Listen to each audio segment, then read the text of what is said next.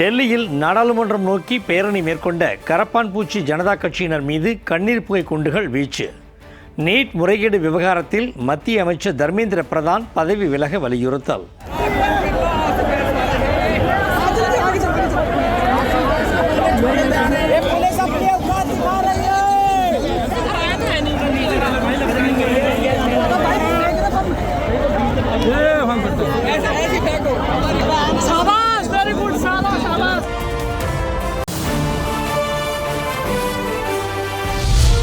போராட்டம் தீவிரமடைந்து வருவதால் நாடாளுமன்றத்தின் கதவுகள் மூடல்.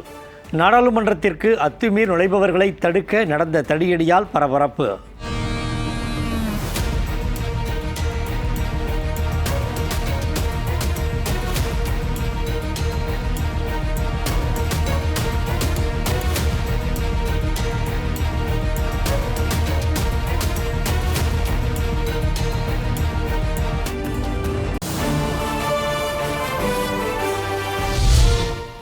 உள்துறை அமைச்சர் அமித்ஷாவுடன் மத்திய அமைச்சர் தர்மேந்திர பிரதான் சந்திப்பு. டெல்லியில் போராட்டம் வலுக்கும் நிலையில் தனது பதவியை ராஜினாமா செய்யலாம் என தகவல்.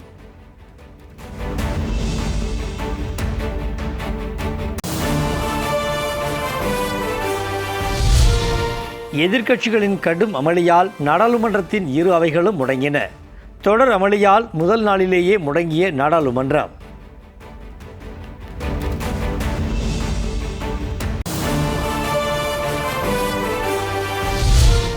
மேகதாது விவகாரம் குறித்து விவாதம் நடத்த கோரி திமுக எம்பிக்கள் மக்களவையில் கடும் அமளி. பச்சை துண்டு அணிந்து வந்த கூட்டத்தொடரில் பங்கேற்பு.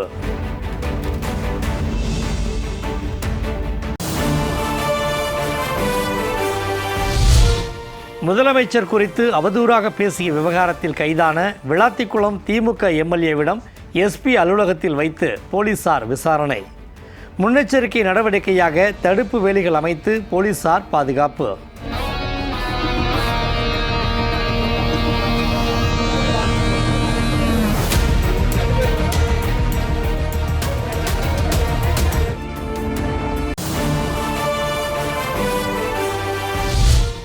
தூத்துக்குடி பாளையங்கோட்டை சாலையில் மறியலில் ஈடுபட்ட முன்னாள் அமைச்சர்கள் கீதா ஜீவன் கைது.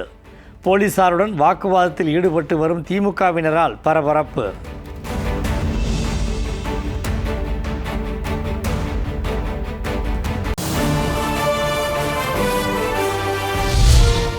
முதல்வரை மிரட்டும் தொனியில் பேசியதாக விளாத்திக்குளம் எம்எல்ஏ கைது செய்யப்பட்டதற்கு திமுக தலைவர் மு.க. ஸ்டாலின் கண்டனம். தமிழ்நாட்டில் நடைபெறுவது சட்டத்தின் ஆட்சியா சாத்தானின் ஆட்சியா என கேள்வி.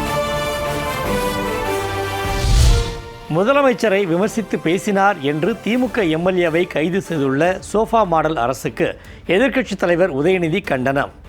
மக்கள் பிரதிநிதி என்றும் பார்க்காமல் கைது செய்து விசாரணை என்ற பெயரில் அடைத்து வைப்பது உச்சபட்ச அடக்குமுறை என குற்றச்சாட்டு.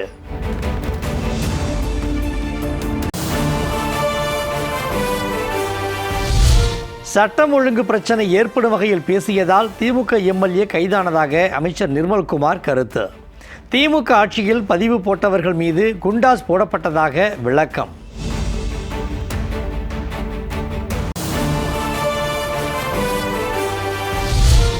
அதிகார மமதை இன்னும் இறங்காமல் இப்போதும் விளைவுகளை சந்திக்க நேரிடும் என காவல்துறையை மிரட்டி அறிக்கை விடுகிறார் மு.க. ஸ்டாலின். சத்திய ஆட்சி எது சாத்தானின் ஆட்சி எது என்று மக்களுக்கே தெரியும் என திமுக எம்எல்ஏ கைதை கண்டித்து ஸ்டாலின் வெளியிட்ட அறிக்கைக்கு தவேக ஐடி லிங்க் பதிலடி.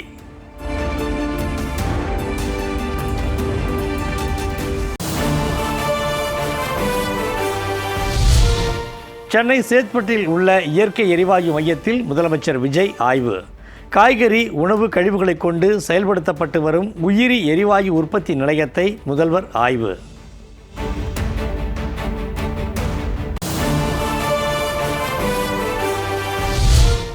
இயற்கை எரிவாயு மையத்தில் ஆய்வுக்கு பிறகு வெளியே வந்த முதலமைச்சர் விஜய்க்கு பொதுமக்கள் உற்சாக வரவேற்பு. பதிலுக்கு முதலமைச்சர் விஜயும் கையை அசைத்து உற்சாகம்.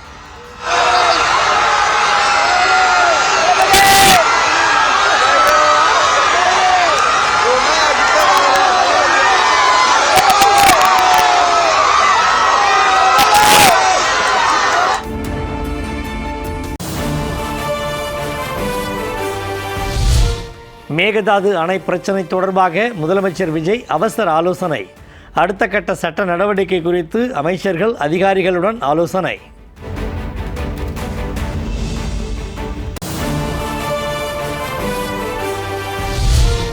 காவிரி நீரை பெற்றுத்தர தமிழக அரசு நடவடிக்கை எடுக்க வேண்டும் என எடப்பாடி பழனிசாமி வலியுறுத்தல்.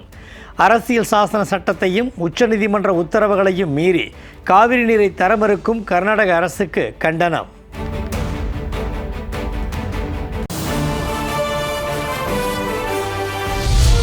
பழனியில் முறைகேடாக பத்திரப்பதிவு செய்யப்பட்ட 1.40 ஏக்கர் நிலத்தில் சிபிசிஐடி அதிகாரிகள் நேரில் ஆய்வு.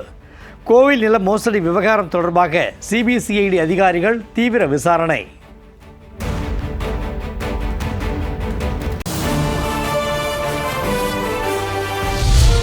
திருநின்றவூர் அருகே ஹோட்டலில் சாப்பிட்டுக் கொண்டிருந்த சிறுவர்கள் மற்றும் மாற்றுத்திறனாளிகள் மீது தாவேகா நிர்வாகிகள் தாக்குதல். தாவேகா நிர்வாகிகள் தாக்குதல் நடத்தும் சிசிடிவி காட்சி வெளியாகி அதிர்ச்சி.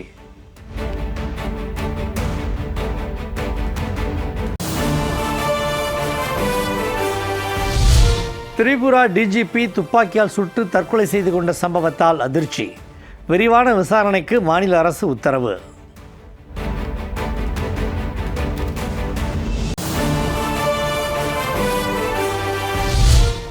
அயோத்தி ராமர் கோவில் நன்கொடை முறைகேடு வழக்கில் மூத்த ஐபிஎஸ் அதிகாரி தலைமையில் சிறப்பு புலனாய்வு குழு அமைக்க பரிசீலிக்கவும் உத்தரப்பிரதேச அரசுக்கு உச்சநீதிமன்றம் உத்தரவு.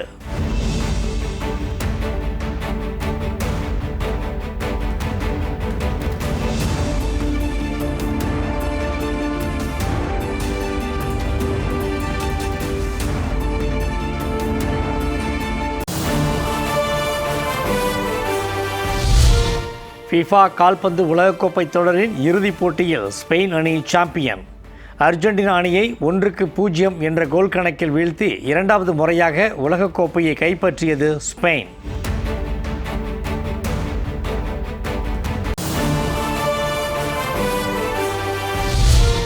உலகக்கோப்பை தோல்விக்கு பின்னர் மைதானத்திலேயே கண்ணீர் சிந்திய லியோனல் மெஸ்ஸி. சோகத்தில் ஆழ்ந்த ரசிகர்கள்.